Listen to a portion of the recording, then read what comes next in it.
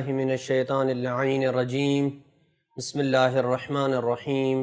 وصلی اللہ علی محمد وآل بیتہ الطیبین الطاہرین المعصومین اللہم صلی علی محمد وآل محمد۔ احکام شریعت درس نمبر 4 کو لے کے مومنین کرام کی خدمت میں حاضر ہوں۔ گزشتہ دروس میں ہم نے تقلید کی اہمیت، مجتہدین کی طرف رجوع کرنے کی اہمیت اور مسائل شرعیہ کو سیکھنے کی اہمیت کو بیان کیا تھا، اور آج باقاعدہ طور پہ تقلید کے مسائل کا ہم آغاز کر رہے ہیں۔ تقلید کے مسائل سے پہلے چند وہ مسائل کے جو بلوغ کے ساتھ یا شرعی ذمہ داری جسے تکلیف کہا جاتا ہے اس کے متعلق کچھ سوالات ہیں جن کے جوابات مومنین کرام کی خدمت میں پیش کرنے کی سعادت حاصل کر رہے ہیں۔ سب سے پہلا یہ سوال اٹھتا ہے کہ تکلیف شرعی سے کیا مراد ہے اور انسان کب مکلف کہلاتا ہے؟ جواب یہ ہے کہ جب کسی انسان میں چند شرائط اور خصوصیات پائی جائیں تو اس صورت میں چند احکام الہیہ انسان کی گردن کے اوپر عائد ہو جاتے ہیں، جن کی اطاعت اور پیروی کرنا اس کے اوپر لازم ہوتا ہے، فرض ہوتا ہے، اور اسی چیز کو تکلیف کہا جاتا ہے۔ اور جس شخص کی گردن کے اوپر یہ ذمہ داری عائد ہوتی ہے، یہ شرعی ذمہ داری عائد ہوتی ہے، اسے مکلف کہا جاتا ہے۔ لہٰذا جس شخص کے اندر شرائط نہ پائی جائیں، وہ خصوصیات نہ پائی جائیں، تو وہ مکلف نہیں کہلاتا ہے، وہ کسی قسم کی شرعی ذمہ داری اس کی گردن کے اوپر عائد نہیں ہوتی ہے۔ لیکن وہ کون سی خصوصیات اور شرائط ہیں جن کے پائے جانے سے انسان مکلف کہلاتا ہے اور شرعی تکالیف اس کی گردن کے اوپر عائد ہو جاتی ہیں؟ نمبر 1 اور پہلی شرط جو انسان کو مکلف بناتی ہے وہ عقل ہے۔ لہذا تکلیف کی پہلی شرط یہ ہے کہ انسان عاقل ہو۔ پس جو شخص پاگل ہو اور اللہ کے احکام کو سمجھنے کی استطاعت نہ رکھتا ہو تو اسلام کی نظر میں اس کے اوپر کسی قسم کا کوئی فریضہ اور کوئی ذمہ داری عائد نہیں ہوتی ہے۔ لہذا جب تک چراغ عقل انسان کے اندر روشن نہ ہو اور وہ ایمان و کفر، حق و باطل، واجب اور حرام کے درمیان فرق کرنے کی قدرت اور استطاعت نہ رکھتا ہو تو اس کے ذمے اللہ سبحانہ و تعالیٰ کی طرف سے کسی قسم کی کوئی شرعی ذمہ داری عائد نہیں ہوتی ہے۔ انسان کی عقل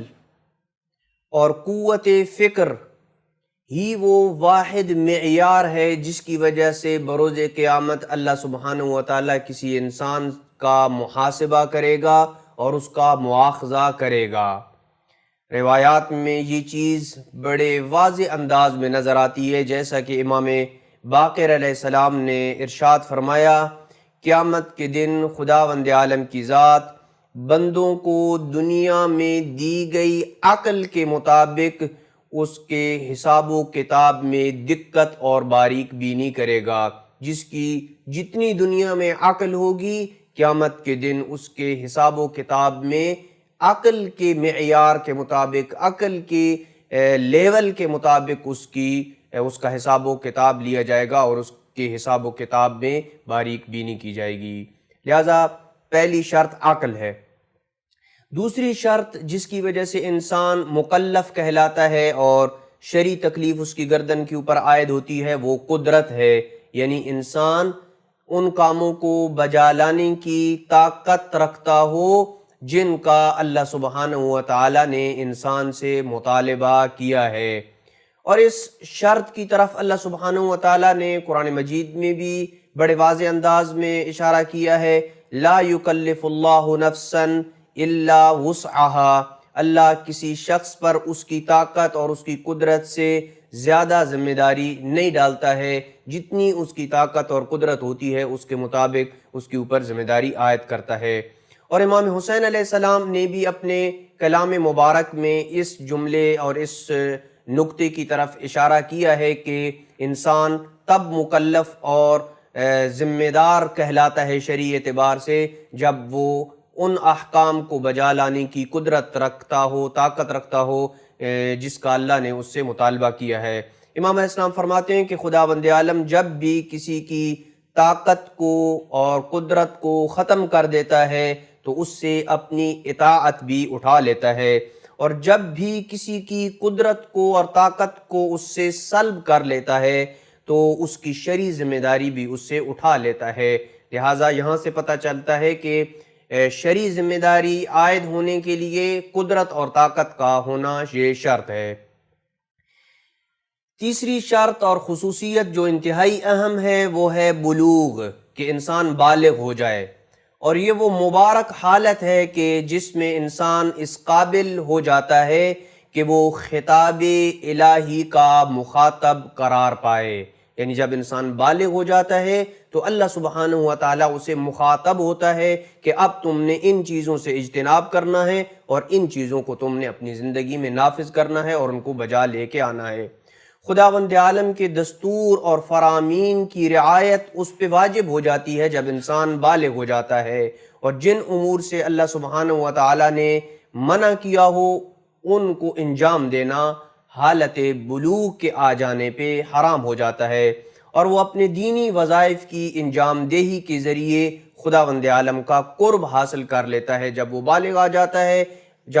ہو جاتا ہے تو پھر وہ اپنے واجبات کو انجام دے کے حرام کاموں سے اجتناب کر کے اللہ کا قرب پا لیتا ہے، اور بندگی اور تسلیم کے امتحان میں وہ کامیابی اور کامرانی کی طرف بڑھتا چلا جاتا ہے۔ لیکن یہاں پہ سوال یہ پیدا ہوتا ہے کہ بلوغ کی کون سی علامتیں ہیں، وہ کون سی علامتیں ہیں جب انسان کے اندر پائی جائیں تو انسان بالغ کہلاتا ہے۔ یہ واضح ہے کہ لڑکی میں بالغ ہونے کی ایک ہی علامت ہے، اور وہ ہے کہ جب لڑکی پورے 9 قمری سال مکمل کر لے تو اس وقت وہ بالغ کہلاتی ہے، اس وقت وہ اس کی گردن کے اوپر شرعی ذمہ داریاں عائد ہو جاتی ہیں۔ جبکہ لڑکے میں بلوغ کی 4 علامات میں سے کوئی علامت پائی جائے تو وہ بالغ کہلاتا ہے، اور وہ 4 علامتیں یہ ہیں۔ نمبر 1، زیر ناف سخت بالوں کا نکلنا۔ نمبر 2، رخسار پر اور مونچھوں کے سخت بال نکلنا۔ نمبر 3، منی کا خارج ہونا، چاہے وہ نیند کی حالت میں منی خارج ہو یا وہ بیداری کے عالم میں خارج ہو۔ نمبر 4، 15 قمری سال پورے ہو جائیں تو انسان بالغ ہو جاتا ہے، یعنی لڑکا بالغ ہو جاتا ہے۔ ان علامات میں سے ہر ایک انسان کے بالغ ہونے اور اس کے سن تکلیف تک پہنچنے کی علامت ہے۔ لیکن یہاں پہ چند لوگ سوال کرتے ہیں کہ آخر کیا وجہ ہے کہ لڑکے 15 سال کی عمر میں بالغ ہوتے ہیں اور لڑکیاں 9 سال کی عمر میں بالغ ہو جاتی ہیں؟ تو یہ عدل تو نہ رہا کہ لڑکیاں پہلے بالغ ہو جاتی ہیں اور لڑکے بعد میں بالغ ہو جاتے ہیں۔ تو اس کا ایک جواب یہ دیا جا سکتا ہے کہ لڑکیوں کا عمر کے لحاظ سے لڑکوں سے چند سال پہلے سن تکلیف تک پہنچ جانا اور شرعی ذمہ داری کا شرف پا لینا اس بات کی طرف اشارہ ہے کہ اللہ تعالیٰ سے رابطے اور کمال کی طرف سفر کے لیے تیزی سے اور جلدی آمادہ ہو جاتی ہیں۔ یعنی لڑکوں کی نسبت لڑکیاں یہ اللہ سبحانہ و تعالیٰ کے خطاب کے لیے وہ جلدی اہل ہو جاتی ہیں، اور جب وہ اللہ کے خطاب کی جلدی اہل ہو جاتی ہیں تو وہ پھر کمال اور ترقی کی طرف تیزی سے قدم بڑھاتی ہیں۔ اس کو ایک وجہ قرار دیا جا سکتا ہے کہ لڑکیاں لڑکوں سے پہلے بالغ ہو جاتی ہیں۔ اگلا سوال یہ ہے کہ کیا سینے اور زیر بغل سخت بالوں کا اگنا اور آواز کا بھاری ہو جانا لڑکوں میں بلوغت کی علامت شمار ہوتی ہے یا شمار نہیں ہوتی؟ تو جواب یہ ہے کہ یہ دونوں چیزیں بلوغت کی علامت لڑکوں میں شمار نہیں ہوتی ہیں۔ سینے پہ سخت بال نکل آئیں یا زیر بغل سخت بالوں کا اگانا ہے یا آواز کا بھاری ہو جانا ہے، یہ لڑکوں میں بلوغت کی علامت نہیں ہے۔ وہی بلوغت کی لڑکوں میں علامتیں ہیں جن کو ہم نے بیان کیا ہے۔ یہاں تک تکلیف اور بلوغ کے احکام ہم نے بیان کر دیے ہیں، اور اب باضابطہ طور پہ ہم تقلید کے احکام اور مسائل کو ڈسکس کرنے لگے ہیں۔ زندگی کے تمام تر اعمال اور معاملات میں ایک مکلف انسان کی کیا ذمہ داری ہے، چاہے وہ اس کے عبادات ہوں، چاہے وہ اس کے معاملات ہوں۔ ایک ایسا شخص کہ جو مکلف ہے، عاقل ہے، بالغ ہے اور قادر ہے، اس کی کیا ذمہ داری ہے۔ ہر مکلف انسان کے لیے ضروری ہے کہ وہ اپنی زندگی کے تمام تر افعال اور معاملات میں دین اسلام کی تعلیمات کے مطابق عمل کرے، اور یہ عمل کرنا تبھی ممکن ہو سکتا ہے کہ جب اسے پیش آنے والے احکام دینی کا اسے علم ہو، اسے پتہ ہو کہ میں اگر کوئی تجارت کرنے لگا ہوں، کوئی بزنس کرنے لگا ہوں، تو بزنس اور تجارت کے متعلق جو فقہی احکام ہیں وہ کیا ہیں۔ اگر وہ نماز روزے کو انجام دینے لگا ہے تو اسے نماز روزے کے احکام کے متعلق آگاہی ہونا ضروری ہے، علم ہونا اسے چاہیے، کیونکہ شرعی حکم کو جانے بغیر انسان دین اسلام کے حکم پر عمل پیرا نہیں ہو سکتا۔ اور کسی بھی شرعی حکم کو جاننے اور اس کا علم حاصل کرنے کے چند طریقے ہیں، یعنی کیسے انسان شرعی حکم کو اور علم کو جان سکتا ہے۔ یا تو انسان خود مجتہد ہو، یعنی قرآن اور محمد و آل محمد کی احادیث کو مکمل طور پہ سمجھ کر اپنا شرعی وظیفہ معین کر سکتا ہو، یا تو مجتہد ہو، یا وہ کسی قابل اعتماد یعنی جامع الشرائط مجتہد کی تحقیق پر عمل کرے جسے آپ تقلید کہتے ہیں، یا وہ احتیاط کرے یعنی اس طرح سے عمل بجا لائے کہ اس کا عمل کسی بھی مجتہد کے فتویٰ کے مطابق غلط شمار نہ ہو۔ یہ تین طریقے ہیں، یا تو مجتہد بنے وہ خود، یا وہ تقلید کرے، یا پھر وہ احتیاط کرے۔ ان تینوں طریقوں کے علاوہ کوئی چوتھا رستہ نہیں ہے۔ یہ بات بھی معلوم ہونی چاہیے کہ بہت سارے لوگ اب جب ہمارے ساتھ سوشل میڈیا کے اوپر رابطہ کرتے ہیں تو وہ کہتے ہیں کہ میں احتیاط پہ عمل کرتا ہوں۔ احتیاط پر عمل کرنے کے لیے ضروری ہے کہ مکلف یا تو خود احتیاط کے جائز ہونے میں مجتہد ہو، یعنی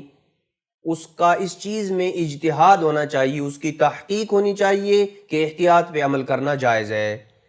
یا پھر جامع الشرائط مجتہد سے احتیاط پہ عمل کرنے کے جائز ہونے سے وہ فتویٰ لے، اس لیے کہ احتیاط پہ عمل کرنے کا جو جواز ہے کہ احتیاط پہ عمل کرنا جائز ہے یا جائز نہیں ہے، یہ فقہا کے نزدیک اختلافی مسئلہ ہے۔ لہٰذا احتیاط کے جائز ہونے میں یا تو خود اس کی اپنی تحقیق ہو کہ وہ احتیاط کو جائز سمجھتا ہو، یا پھر کسی جامع الشرائط مجتہد کا اس کے پاس فتویٰ ہو جو احتیاط پہ عمل کو جائز قرار دیتا ہو، تو تب جا کے وہ احتیاط کے اوپر عمل کرے گا۔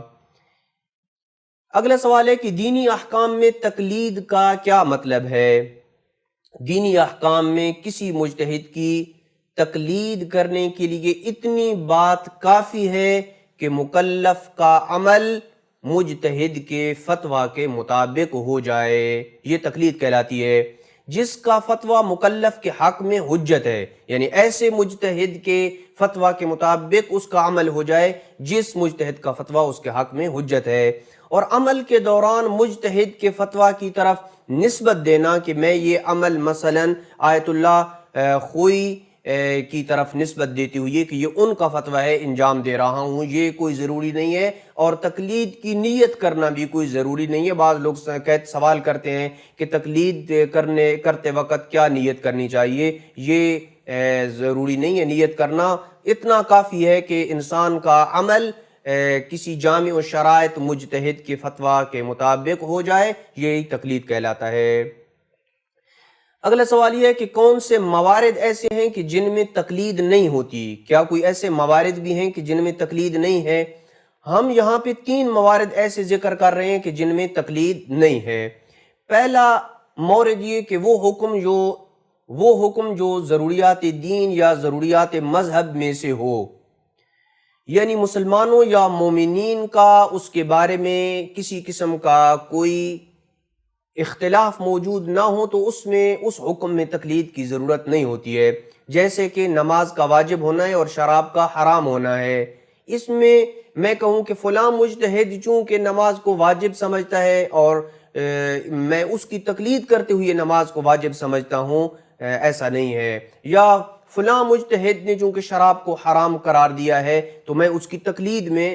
شراب کو حرام سمجھتا ہوں، نہیں، ایسا نہیں ہے۔ وہ حکم کہ جو ضروریات دین اور ضروریات مذہب میں سے ہو، جس پہ مسلمانوں یا مومنین کا کسی قسم کا اختلاف نہ ہو، کیونکہ کسی مسلمان کا بھی اس بات میں اختلاف نہیں ہے کہ نماز واجب ہے، سب سمجھتے ہیں کہ نماز واجب ہے۔ کسی مسلمان، کسی مومن کا بھی اس چیز میں اختلاف نہیں ہے کہ شراب حرام ہے یا حرام نہیں ہے، سب کہتے ہیں کہ شراب حرام ہے، تو ایسے مسائل میں تقلید کرنا نہیں ہوتی ہے۔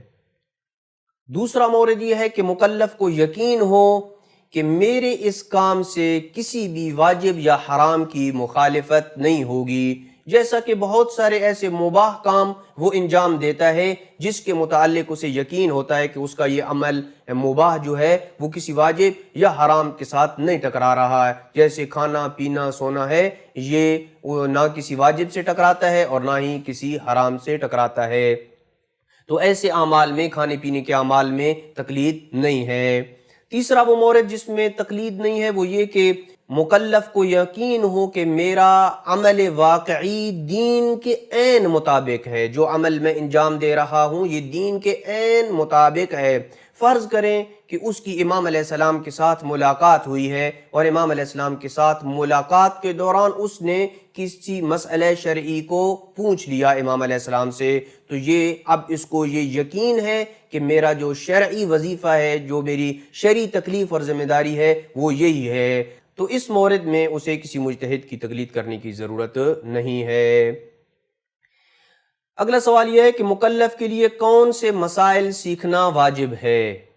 جواب یہ ہے کہ مکلف کے لیے ان مسائل کو سیکھنا واجب ہے جن کے بارے میں احتمال ہو کہ ان کے نہ جاننے کی وجہ سے کوئی واجب ترک ہو جائے گا یا کسی حرام کام کا وہ ارتکاب کر بیٹھے گا۔ اس مقدار سے زیادہ تفصیلات کو سیکھنا کسی انسان کے اوپر بھی واجب نہیں ہے۔ آج کے درس کا آخری سوال یہ ہے کہ اصول دین اور عقائدی مسائل میں تقلید کرنے کا کیا حکم ہے؟ تو جواب یہ ہے کہ اصول دین اور عقائدی مسائل میں ہر مکلف کی یہ شرعی ذمہ داری ہے، اس کے اوپر ضروری ہے کہ وہ خود اپنی ذہنی استعداد کے مطابق دلیل سے علم حاصل کرے۔ تقلید نہیں ہے اصول دین میں اور عقائدی مسائل میں، اور کسی عقیدے پر اس وجہ سے یقین نہ رکھے کہ کسی مجتہد نے اسے یہ کرنے کے لیے کہا ہے تب وہ اللہ کو ایک مانتا ہے، تب وہ اللہ کو خالق و رازق مانتا ہے، کہ فلاں مجتہد چونکہ اللہ کو رازق اور خالق مانتا ہے۔ اور اگر مکلف کوئی عقیدہ صحیح رکھتا ہے، اس کا عقیدہ بالکل 100% درست ہے، لیکن اس کے پاس اس کے اپنے عقیدے کی کوئی